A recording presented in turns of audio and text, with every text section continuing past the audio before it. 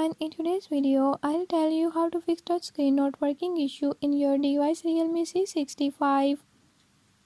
In this video I'm gonna share few tips and tricks that you can use to fix it. If you found these tips helpful, press the subscribe button and turn on notifications.